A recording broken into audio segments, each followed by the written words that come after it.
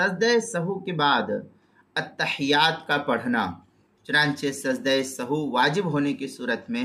سجدہ سہو ادا کرنے کے بعد صرف درود شریف اور دعائے معصورہ کا پڑھنا یہ کافی نہیں ہے، بلکہ التحیات کا پڑھنا اور سلام کا پھیرنا دونوں واجب ہے،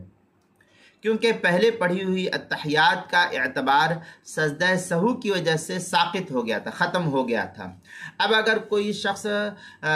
بعد اس کے سجدہ سہو کرے، اس کے بعد اگر سجدہ سہو اگر کوئی شخص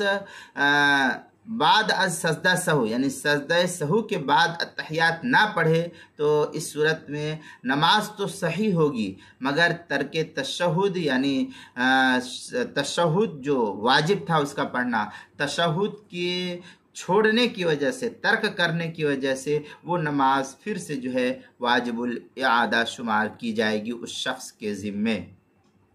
چنانچہ اس سلسلے میں جو ہے جامع ترمذی کے اندر ایک روایت ہے، عمران ابن حسین، یہ سین سے نہیں صاد سے ہے، عمران ابن حسین رضی اللہ تعالیٰ ان نبی صلی اللہ علیہ وسلم صلی بہم فصحا فسجد سجدتین ثم تشہد ثم سلم۔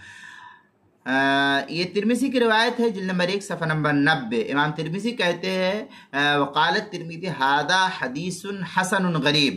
ابواب الصلاۃ باب ما جاء فی التشہد فی سجدتین السہو، اعلاء السنن جلد نمبر 7 صفحہ نمبر 161، باب التشہد مع سجود السہو۔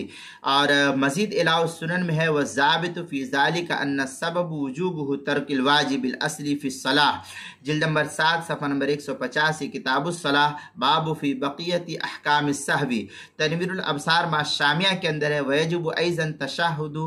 وسلام لان سجود السہو یرفع التشہد۔ آگے جو ہے در مختار مع شامیہ میں ہے یرفع التشہد ای قراءۃ حتی لو سلم بمجرد رفعہ من سجدۃ السہو صحت صلاتہ۔ یہ فتاوی شامی کی عبارت ہے، جلد نمبر 2 صفحہ نمبر 541، باب سجود السہو کے تحت جو ہے اس کو نقل کیا ہے۔ اسی طریقے سے المسائل المہمہ فیما ابتلت بہ العامہ، اس کی پہلی جلد صفحہ نمبر 70، باب سجود السہو، مسئلہ نمبر 63، عنوان ہے سجدہ سہو کے بعد التحیات۔